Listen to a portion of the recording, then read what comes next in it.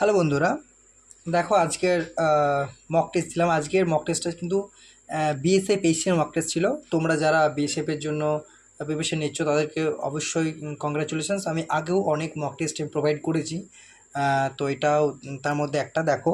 ঠিক আছে, আজকে তো আজকে হয়ে গেল I think Friday, June of 6। ঠিক আছে, তো যাই হোক, দেখো কি বলছে। প্রথম প্রশ্ন কি বলছে, a certain some amount to reach 12,700। ঠিক আছে, দেখো 12,700 কী বলছে, 5 টাকা at 10% per annum compounded interest after actually 2.5 years when the interest is compounded yearly।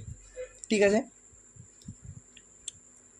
If the same sum amount to reach এত। ঠিক আছে, তা দেখো আমরা প্রথম 2.5 বছর যেহেতু দিয়েছি, আমরা কিন্তু 3 বছর নিয়ে কাজ করবো। কীরকম 10% সুদের হার, তাহলে অ্যাকচুয়ালি যদি 10% সুদের হার, তাহলে অ্যাকচুয়ালি আমাদের রেট অফ ইন্টারেস্টের কী করবো, কিউব করে দেবো যেহেতু সুদের হারটা। তাহলে অ্যাকচুয়ালি 1,000 হয়ে গেল। এটা করার একমাত্র উপায়, বা অ্যাটলিস্ট একমাত্র বলাটা ভুল, যদি আমাদের টাইম কনজিউমিং ব্যাপারটা দেখি তাহলে কিন্তু কী করবো, সুদের হারটা 3 বছর তাহলে কিউব হয়ে যাবে, 4 বছর থাকলে টু দি পাওয়ার 4 হয়ে যাবে, 2 বছর থাকলে স্কোয়ার হয়ে যায়, এইভাবে হবে। ঠিক আছে, তাই যদি 10% হয় তাহলে অ্যাকচুয়ালি 3 বছর, 3টা কলাম করবে, 1টা 2টো 3টা। তাহলে 10% 1,000 টাকার 100 টাকা, এখানে 100 টাকা, এখানেও 100 টাকা। এটার জন্য এখানে 10 টাকা, এটার জন্য এখানে 10 টাকা, আর এই 100 টাকার জন্য এখানে 10 টাকা, আর এই 10 টাকার জন্য এখানে 1 টাকা। 10% সুদ হার করছে। ঠিক আছে, সুদের পর সুদ, এটাই তো আমাদের চক্রবৃদ্ধি সুদ, তাই না? তাহলে দেখো হচ্ছে 2.5 ইয়ার্স, তাহলে অ্যাকচুয়ালি 2 বছরে আমাদের অ্যাকচুয়ালি যে সুদটা, যদি আমি কালারটা চেঞ্জ করি তাহলে 2 বছরের সুদটা কিন্তু এই পর্যন্ত হয়ে যাবে। এটা অর্থাৎ কত হয়ে যাবে, 100 + 100 + 10 আসছে 210 টাকা। ঠিক আছে, সরি, এখানে কালারটা আমরা লালই রাখি। ঠিক আছে, তাহলে অ্যাকচুয়ালি 210 টাকা এখানে টাকাটা হয়ে যাবে। প্লাস এখানে বলেছে 3 বছর, এটা তো আমরা 3 বছর অ্যাজিউম করে নিচ্ছি, 3 বছর অ্যাকচুয়ালি মেনে কাজটা করছি, কিন্তু অ্যাকচুয়ালি 3 বছর না, হাফ, অ্যাকচুয়ালি 2.5 ইয়ার্স। তাহলে অ্যাকচুয়ালি এটা অর্ধেক বছর, অর্থাৎ এটা হয়ে যাবে কত, 121 টাকার অর্ধেক টাকা, মানে 121/2। তো এই টাকাটা অ্যাকচুয়ালি আমাদের টোটাল 2.5 বছর সুদ, অ্যাকচুয়ালি সুদ এটা। তাহলে অ্যাকচুয়ালি 60 মানে 270.5 টাকা। ঠিক আছে, এই টাকাটা হচ্ছে আমাদের 2.5 ইয়ার্সের 1,000 টাকা সুদ। তাহলে টোটাল এটা বলেছে অ্যামাউন্ট বলেছে, তার মানে সব বৃদ্ধিমূল কত হয়ে যাবে না, 1,000 প্লাস 270.5। এই টাকাটার ভ্যালুটাই কি বলা হয়নি যে 12,705 এই টাকাটা। এটা দেখো, তাহলে এটা কী হচ্ছে, এটা তোমার কী হচ্ছে, 12,705। তাহলে দেখো 1,000 2,000 মানে হচ্ছে 1270.5, এই টাকাটার ভ্যালু বলা হয়েছে 12,705। তাহলে অ্যাকচুয়ালি আমাদের এটা রেশিও বলতে পারি আমরা, বা যায়, তোমরা যেভাবে কনসিডার করতে পারো। 1 ভ্যালু কত হয়ে যাবে, 12,705/1270.5। দেখো আমরা সহজে বুঝতে পারছি, এই দশমিকটার জন্য একটা শূন্য যাবে, তাহলে শূন্য হয়ে গেল একটা। ঠিক আছে, তারপর কিন্তু এটা 10 হয়ে যাবে, যদি ক্যালকুলেশন করি আমরা এটা 10 হয়ে যাবে আলটিমেট। তাহলে 1 বলে এটা হয়ে গেল। তাহলে আমাদের অ্যাকচুয়ালি আমাদের টাকা বা প্রিন্সিপাল কত ধরেছি, অ্যাকচুয়ালি দেখো প্রিন্সিপাল কত ধরেছি, প্রিন্সিপাল কিন্তু 1,000 ধরেছি। দেখো যে 1,000 টাকা প্রিন্সিপাল ধরেছি, তাহলে এখান থেকে আমরা 1,000 রেশিওর ভ্যালুটা কত পেয়ে যাবো, 1,000 রেশিও কত পেয়ে যাবো, 10 × 1,000। তো এটা হলো আমার অ্যাকচুয়ালি আমাদের প্রিন্সিপাল। ঠিক আছে, এই প্রিন্সিপাল। এরপর কি চেয়েছে না, কী বলছে, প্রতি বছর। এবার কী বলছে, if the same sum amount reach 14,500 টাকা, মানে অ্যাকচুয়ালি আমার হয়ে গেল 10,000 টাকা। 10,000 টাকা আমার কী হয়ে গেল, এটা প্রিন্সিপাল হয়ে গেল, এটা ইকুয়ালস টু প্রিন্সিপাল, যেটা আমি প্রথমেই করেছিলাম। 14,500 টাকা আমার অ্যামাউন্ট। ঠিক আছে, এটা ইকুয়ালস টু অ্যামাউন্ট। তাহলে আমার সুদ কত পাচ্ছি আমরা, অ্যাকচুয়ালি আমাদের ইন্টারেস্ট পাচ্ছি কত, ইন্টারেস্ট অ্যাকচুয়ালি আমাদের ইন্টারেস্ট কত হয়ে যাচ্ছে, ঠিক আছে, ইন্টারেস্ট হয়ে যাচ্ছে 10 মানে 4,500 টাকা, এটা ইন্টারেস্ট, এত টাকা ইন্টারেস্ট। ঠিক আছে, তাহলে দেখো যদি 10% সুদ করি 1 বছরে কত, যেহেতু আমাদের সিম্পল ইন্টারেস্ট পড়েছে কিন্তু, তো যদি 10% সুদ করি 10,000 টাকার, 1 বছর সুদ কত হয়ে যাবে, 1,000 টাকা হয়ে যাবে। তাহলে আমাদের 10,000 টাকার 10% সুদে 1 বছর সুদ কত হয়ে যাবে না, 1,000 টাকা। তাহলে আমার সুদ চাই কত, 4,500 টাকা সুদ চাই, তবেই না আমার প্রিন্সিপালটা 14,500 টাকা অ্যামাউন্টে দাঁড়াবে। তাহলে যদি 1 বছরে 1000 টাকা, তার 4500 টাকা যদি সুদ যায়, তাহলে 4500 বা 1000 হচ্ছে 4.5 ইয়ার্স। তার মানে একটা অ্যান্সারটা কত হয়ে যাবে? 4.5 বছর আলটিমেট অ্যান্সার হয়ে যাবে। ঠিক আছে, যেটা অ্যান্সার চেয়েছে এই যে এক্স ইয়ার্স, এক্সের মানটা কত? 4.5 বছর। Both A and B sells their watch at the rate of 5400। বিক্রয় মূল্যটা কিন্তু উভয়েরই সমান, 5400 টাকা করে উভয় বিক্রয় করছে। তাতে এ বলছে প্রফিট করছে 10% প্রফিট করছে, বি লস করছে 25%। তাদের আলটিমেট কস্ট প্রাইস রেশিও চেয়েছে। ঠিক আছে, তাহলে দেখো যদি যেহেতু আমাদের বিক্রয়টা কনস্ট্যান্ট, তাহলে যদি এ যদি 10% প্রফিট করে তাহলে এর অ্যাকচুয়ালি আমাদের ক্রয়মূল্য কত হয়ে যাবে? এর ক্রয়মূল্য কত হয়ে যাবে? এর ক্রয়মূল্য হয়ে যাবে 90। ঠিক আছে, ঠিক আছে, বুঝতে পারলাম। আর বি অ্যাকচুয়ালি প্রফিট করছে, ভুল বললাম, এটা অ্যাকচুয়ালি আমাদের প্রফিট করছে না। তো যদি 100 ক্রয়মূল্য হয়, প্রফিট কত হয়ে যাবে? না 110। মানে যদি বিক্রয়টা কনস্ট্যান্ট হয়, আবারও ভুল বলছি, যদি বিক্রয়টা কনস্ট্যান্ট, তার মানে 10% প্রফিট করছে, তার মানে ক্রয়মূল্যটা অ্যাকচুয়ালি ঠিক আছে, ক্রয়মূল্যটা আমাদের 90 হয়ে যাবে, তাই না? আর এখানে কি বলেছে যে বিক্রয়টা কনস্ট্যান্ট 25% প্রফিট করছে, তার মানে 75 হয়ে যাবে, তাই না? 5 98, 5 15 75, 3 6 3 5। ঠিক আছে, দেখো এরপর দেখো, তোমরা যদি বুঝতে অসুবিধা হয় তাহলে কিন্তু এটা এইভাবেও করা যাবে।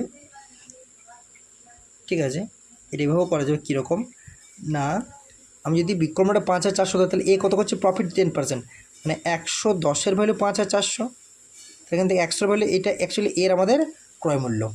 ঠিক আছে, তাহলে এই যদি ক্রয়মূল্য কত হয়ে যাচ্ছে দেখতে পাচ্ছি, মানে সিপি অফ এ যদি বলি আমরা কত পাচ্ছি? 54, অ্যাকচুয়ালি আমাদের যেহেতু একটা জন্য কাট হয়ে গেল, 5400 আর বাই 11 সিপি অফ এ। আবার দেখো সিপি অফ যদি বি করতে চাই আমরা, সিপি অফ বি কী হয়ে যাবে? কত হয়ে যাবে? অ্যাকচুয়ালি 25% লস হয়েছে, তার মানে 5400 বাই 75 ইন্টু 100, এটা সিপি হয়ে যাবে। ঠিক আছে,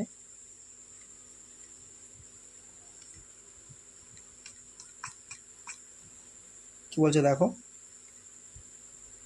সরি, এবার কী বলছে দেখো, এটা হয়ে গেল, তাহলে এটা হয়ে গেল অ্যাকচুয়ালি। ঠিক আছে, এরপর দেখো কি বলছে না, যদি এরকম, তাহলে যদি সিপিএফ এ সিপিএফ বি, তাহলে এই দুটো তো ক্যান্সেল আউট প্রথমে যে রেশিও যদি করতে চাই, তাহলে অ্যাকচুয়ালি কী হবে? 1/11 রেশিও 100/75। ঠিক আছে, ভুল বললাম কিছু? দেখো 110 আমাদের বিক্রয়মূল্য বলেছে, তাহলে 100 ভ্যালু কত? এটা ক্রয়মূল্য হয়ে যাবে। এটা 75 আমাদের বিক্রয়মূল্য বলেছে, 25% ডিসকাউন্ট যেহেতু লস হয়েছে 100 আমাদের, তো অ্যাকচুয়ালি ঠিক আছে, তাহলে 5400 এটা বার হয়ে যাবে, মানে 175 যদি করি, তো অ্যাকচুয়ালি আমাদের 75 রেশিও 100 ইন্টু 11, তাই না? তাহলে কত? 5 15 75 5 20 ঠিক আছে, ইন্টু 11, 5 3 5 4, তাহলে 3:44, কিছু একটা ভুল হচ্ছে। ঠিক আছে, দেখো কি বলছে, বোথ এনবি সেলসের watch at the rate of, actually বিক্রয় মূল্যটা 5 এত per watch, A and a profit 10%, তাহলে যদি 10% প্রফিট হয়, তাহলে অ্যাকচুয়ালি 110 বলে 5400, তাহলে 100, যেহেতু ক্রয় মূল্য আমাদের 100 বলেছি, 100 ধরেছি, তাই না? তাহলে ক্রয় মূল্য কত হয়েছে? 100, তাহলে অ্যাকচুয়ালি আমাদের কী হয়ে যাচ্ছে? 54,000।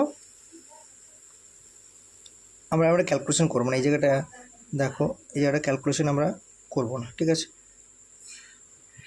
সরি বন্ধুরা, এটা আমি প্রথম থেকে করার চেষ্টা করছি। দেখো কি বলছে, আমি সিম্পলি করব সিপি অফ এ কী হয়ে যাবে না 5400, এটা বিক্রয় মূল্য, 10% প্রফিট মানে 110 বলে এইটা, আর আমাদের 100 আমাদের ক্রয় মূল্য এইটা। আবার সিপি অফ বি যদি বলি, আবার একইভাবে 5400, 25% লস মানে 75 বলে এইটা, আর 100 বলে এটা। যদি এ রেশিও বি করতে চাই, তাহলে 5400 by 110 into 100 ratio 5400 by 75 into 100, মানে 5400 100 ক্যান্সেল আউট হয়ে যাচ্ছে, তাই না? তাহলে কী থাকছে না 75 রেশিও 100, উল্টে যাবে, কারণ 110 1/110 আর 1/150 1/75 75 × 110 হয়ে যাবে। তাহলে কী যাবে 5 15 75, ঠিক আছে, 5 22 110, ঠিক আছে, ঠিক আছে। তাহলে এটা হয়ে যাবে 15:22, ঠিক আছে। এটা আমাদের অ্যাকচুয়ালি অ্যাকিউরেট অ্যান্সার, ঠিক আছে, 1522 CP of A and B, ঠিক আছে। Next question, on selling a watch at 3/10 of the mark price there is a loss of 16%, ঠিক আছে। What will be the ratio of the mark price and cost price of the watch, ঠিক আছে। তো দেখেন আমার actually আমাদের কী জানি 3/10 যদি মার্ক প্রাইস বলি, তাহলে এটা কি, এটা আমাদের অ্যাকচুয়ালি টোটাল এমআরপি হবে, আর উপরটা এক্সিস্টিং অর্থাৎ সেলিং প্রাইস এসপি। তাহলে কী বলেছে 16, এবার কী বলেছে লস 16% লস হচ্ছে, ভালো করে দেখো। তাহলে আমরা দেখো যদি এগুলো আমরা কী করি না, যদি আমরা যদি 300 করি আর এটাকে যদি 1000 করি, কোনোটা ভুল হবে না, 100 দ্বারা গুণ করলাম আমরা, তাহলে এটাই একইভাবে সিপি আর এমআরপি রেশিও দাঁড়িয়ে যাবে। তাহলে সিপি 16% কী হয়েছে, লস হয়েছে, এটা এসপি আর এমআরপি, তাই না, 16% লস হয়েছে। তাহলে অ্যাকচুয়ালি আমাদের 300 বাই, কারণ লসটা কত দেখতে পাবো আমরা, সেখান থেকে আমরা সিপি পেয়ে যাব। তাই যদি আমরা তাই করি, মানে 300 ইন্টু 16/100, এটা লস, এটা ডিক্লাইন করেছে, তাহলে অ্যাকচুয়ালি কী হয়ে যাবে, মানে 48 টাকা লস হয়েছে। তাহলে 300 টাকা যদি এসপি হয়, 48 টাকা লস হয়েছে, সরি ভুল বললাম, একটু ভুল হয়ে গেল, কারণ আমাদের এটা আমি বিক্রয় মূল্যে লসটা বের করে দিলাম, সেভাবে হবে না, তাই না। তাহলে এটা আমরা কী করতে হবে, 16% লস হয়েছে বলতে এটা আমাদের এটা হয়ে যাবে, এইরকমটা হয়ে যাবে, এটা আমাদের ক্রয় মূল্য হয়ে যাবে। কারণ 16% লস হয়েছে মানে অ্যাকচুয়ালি যদি 100 টাকা ক্রয় মূল্য হলে 84 টাকা বিক্রয় মূল্য, তাহলে 300/84, আর তাহলে 100 হলে কত হয়ে যাবে, ঠিক আছে। তাহলে এটা আমাদের কী হয়ে যাবে, এটা আমাদের হয়ে যাবে সিপি, এটা অ্যাকচুয়ালি সিপি দাঁড়িয়ে গেলো, এটা সিপি ইকুয়াল স্টেট দাঁড়িয়ে গেলো, ঠিক আছে। তাহলে এরপর আমাদের সিপি আর আমাদের মার্ক প্রাইস তো আমরা জানি 1000, তাই না। অ্যাকচুয়ালি কী বলেছে, mark price and the cost price, mark price 1000 অর্থাৎ এমআরপি রেশিও সিপি বলতে 300/84 ইন্টু 00। তাহলে 3টা শূন্য, এখানে 3টে শূন্য কাট হয়ে যাবে, দুটো এখান থেকে একটা যাবে, তাহলে 84/30, তার মানে কী দাঁড়াবে 42/15 আর 14/5, এটা আমাদের রেকর্ড অ্যান্সার, ঠিক আছে। এটা এমআরপি রেশিও, এটা এমআরপি রেশিও সিপি, ঠিক আছে, ঠিক আছে, এটা সিপি। কারণ কি 300 টাকা আমাদের, আমি এখান থেকে এসপি পেয়েছি, এখানে 16% লস, তাহলে অ্যাকচুয়ালি 100 আমি যদি ধরে রেশিওতে ধরে নিই আমাদের সিপি, তাহলে 16 লস মানে অ্যাকচুয়ালি 84 টাকা আমাদের বিক্রয় মূল্য, তো সেটা 84/300 মানে 1/3 300/84, আর 100 যদি সিপি তাহলে 100 এখান থেকে পেয়ে গেলাম, ঠিক আছে। Next question, 3 articles are bought at least 5 each. One of them is sold at profit of 12% if the other 2 articles are also sold and loss 20% overall বলেছে occurs, ঠিক আছে, on the whole transaction, then what is the gain of selling price at other 2 articles, ঠিক আছে। দেখো প্রথমত বলেছে যেহেতু the articles বট 500, মানে প্রতিটা ক্রয় মূল্য কিন্তু 500, মানে সিপি ইকুয়ালস আমাদের 500 দিয়েছে, প্রথমটাতে 12% প্রফিট হয়েছে, তাহলে 500 12, আর যেহেতু প্রফিট অ্যান্ড লস সবসময় সিপির ওপর হয়, তাহলে 500 12% কত হয়ে যাবে 60 টাকা, তাহলে 60 টাকা হচ্ছে মানে 60 টাকায় এটা 60 টাকায় প্রফিট হয়েছে, ঠিক আছে, হলো। ওভারঅল 20% লস হয়েছে, ওভারঅল বলতে অ্যাকচুয়ালি 3টা, অ্যাকচুয়ালি আমাদের প্রতিটা যদি ক্রয় মূল্য 500 হয় আর 3টা বলেছে 3টা আর্টিকেলস, তাহলে টোটাল সিপি অ্যাকচুয়ালি আমাদের কস্ট প্রাইস অফ 3 আর্টিকেলস কত হয়ে যাবে, অ্যাকচুয়ালি 3 × 5 = 1500, ঠিক আছে, 1500 টাকা। ওভারঅল লসটা কত বলছে 20%, তাহলে ওভারঅল লস বলতে 1500 20% যদি করতে হয় 1/5 মানে 300 টাকা লস, এটা 300 টাকা লস হয়েছে, ঠিক আছে। তাহলে এক তো প্রথমে কিন্তু 60 টাকা লাভ হয়েছে, 300 টাকা ওভারঅল লস করতে হবে, মানে তার মানে ওভারঅল 300 টাকা লস করতে হবে, তার মানে দেখো মানে প্রথমে যে 60 টাকা আমার লাভ হয়েছে সে 60 টাকা লস করতে হবে, তাহলে ওভারঅল যদি 300 টাকা লস করতে হয় মানে প্রথমে যে 60 টাকা লাভ সেটাকে লস করতে হবে, তারপর টাকা লস করলাম, তারপর না আবার 300 টাকা লস করতে হবে, তবে ওভার লস হবে 300 টাকা, কারণ প্রথমে 60 টাকা লাভ হয়ে গেছে, সেটাকে 300 টাকা 60 টাকা লস করতে হবে, তবে আমি জিরো হয়ে গেল এখানে। আর ওই দুটোতে 300 টাকা লস করতে হবে, তবে ওভার লস হয়ে যাবে 300 টাকা, তাহলে ও আর দুটোতেও 300 টাকা লস করতে হবে, ঠিক আছে। তাহলে ওভারঅল অ্যাকচুয়ালি তার মানে কি দাঁড়াবে, ওই দুটোতে কী করতে হবে, 360 টাকা লস করতে হবে, তবে 300 টাকা ওভারঅল লস দাঁড়াবে, কারণ প্রথমটাতে অ্যাকচুয়ালি ডিফারেন্সটা অ্যাকচুয়ালি 360 আর 60 ডিফারেন্সটা 300ই হয়। তাহলে ওভারঅল আমাদের লস কত, -360, মাইনাসটা ডিনোট করছে কি লস, অ্যাকচুয়ালি লস এটা ডিনোট করছে, তাহলে 360 loss.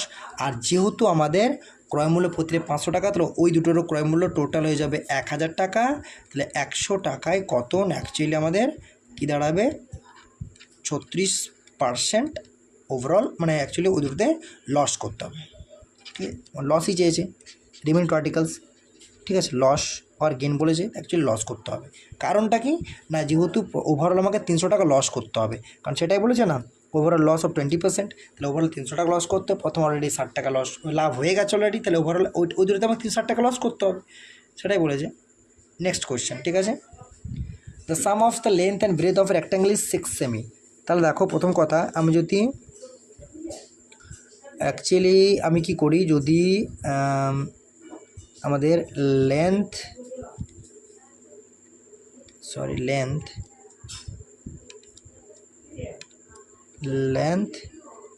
and breadth of the rectangle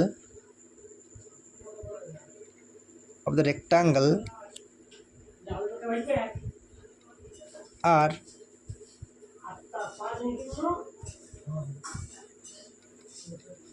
x and y respectively, যথাক্রমে x1 y। তো এখানে বলা হয়েছে x + y = 6, এটা 1 নম্বর ইকুয়েশন দিলাম। এবারে অঙ্কটা ভালো করে বড়, কী বলছে, a square is constructed such that one of his size is equal to diagonal of the circle rectangle.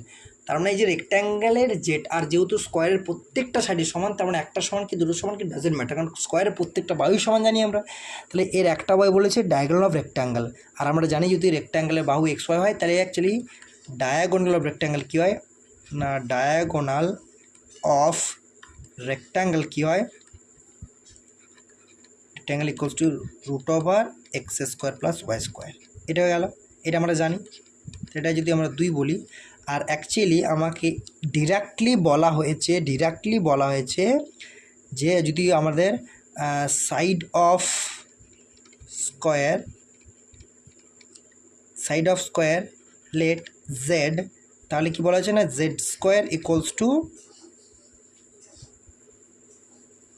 কী হবে, এটা অ্যাকচুয়ালি বাহু, তাহলে √x² + y² তার হোল স্কোয়ার, কারণ এই রেক্ট্যাঙ্গেলটা স্কোয়ার একটা বাহু, তাহলে জেড যদি বাহু হয়, তাহলে জেড সমান এটি বলতে পারি, জেড স্কোয়ার সমান এর স্কোয়ার, তো অ্যাকচুয়ালি আমাদের এরিয়া অফ স্কোয়ার বলতে পারি কত হয়ে যাবে, তখন অ্যাকচুয়ালি এরিয়া অফ স্কোয়ার বলতে পারি কি, অ্যাকচুয়ালি এরিয়া অফ স্কোয়ার না, এরিয়া অফ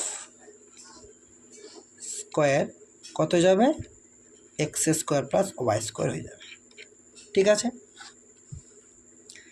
এরপর দেখো আমাকে কি কন্ডিশন দিয়েছে, এরিয়া অফ স্কোয়ার হয়ে গেল, এরপর কি বলেছে না, area of square and rectangle এর রেশিওটা 5:2 দিয়েছে, is the ratio of areas of the square and the rectangle 5:2, তার মানে অ্যাকচুয়ালি কী বলেছে দেখো,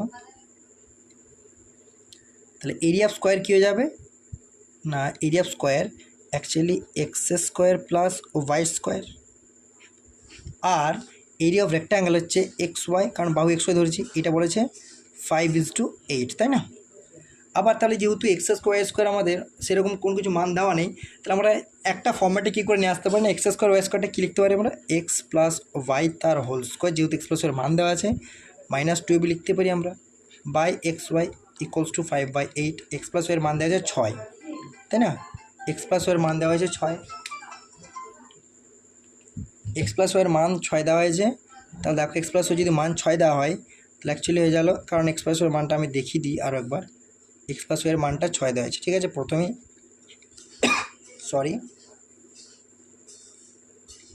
এরপর দেখো কি বলেছে, না, এটা যদি এটা হয় অ্যাকচুয়ালি তাহলে 6 the square minus 2xy by xy equals to 5/8। ঠিক আছে, ঠিক আছে। তাহলে কি বলেছে, এই সরি 5/8 ছিল কি, অ্যাকচুয়ালি রেশিওটা কত ছিল দেখিনি আবার, একটু কোথাও ভুল হলো। 5:2 ছিল তাই না, রেশিওটা 5:2 ছিল, দেখো 5:2 5:8 করে যাচ্ছি আমি, তো অ্যাকচুয়ালি রেশিওটা 5:2 ছিল, তো 5:8 না 5:2, ঠিক আছে। এটা আমার রেশিওটা 5:8 করে যাচ্ছে, 5:2 হবে, 5:2 হবে, 5:2 হবে, ঠিক আছে। অ্যাকচুয়ালি এটা 5:2 হবে, এটাও 5:2 হবে, এটাও 2 হবে, তাই না। তাহলে এবার যদি ক্যালকুলেশন করি তাহলে 36 হয়ে যাচ্ছে, মানে actually 72 minus 4xy equals to 5xy, 72 equals to 9xy, তাই না। তাহলে xy equals two 8, x equals to 8, তার মানে অ্যাকচুয়ালি রেক্ট্যাঙ্গেলের আমাদের ক্ষেত্রফলটা 8 বেড়ে গেলো, কিন্তু আমাকে কি রেক্ট্যাঙ্গেলের ক্ষেত্রফল চেয়েছে, দেখা যাক কী চেয়েছে। দেখো কি বলেছে এখানে, না এখানে বলছে area of the square, actually স্কোয়ারটার এরিয়া চেয়েছে। তাহলে দেখো স্কোয়ারটার এরিয়া আমরা এখানেই করে রেখেছি, actually root over X square plus Y square, তাই না। Area of square root over X square plus Y square হয়। তার মানে আবার যে দেখো এক্স স্কোয়ার প্লাস ওয়াই স্কোয়ারকে আমরা এভাবে লিখতে পারি, এক্স স্কোয়ার প্লাস ওয়াই স্কোয়ারকে আমরা কীভাবে লিখতে পারি না, এক্স প্লাস ওয়াই তার whole square minus 2xy।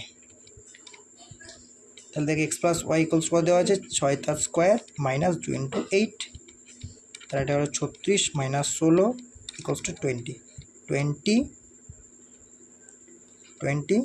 Centimetre square. ঠিক আছে, এটা আমাদের রিকোয়ার্ড অ্যান্সার, অর্থাৎ এটা আমাদের এরিয়া অফ স্কোয়ার। আশা করছি বন্ধু তুমি সেশন এনজয় করছো। প্লিজ সাবস্ক্রাইব করো, পাশে বেল আইকন প্রেস করো, যাতে প্রত্যেকটা ভিডিও আপলোড করার সাথে তোমরা নোটিফিকেশন পেয়ে যাও এবং সলিউশন করতে পারো। অবশ্যই ভালো লাগে তাহলে শেয়ার করো বন্ধুদের মাঝে আর লাইক করো। Thank you.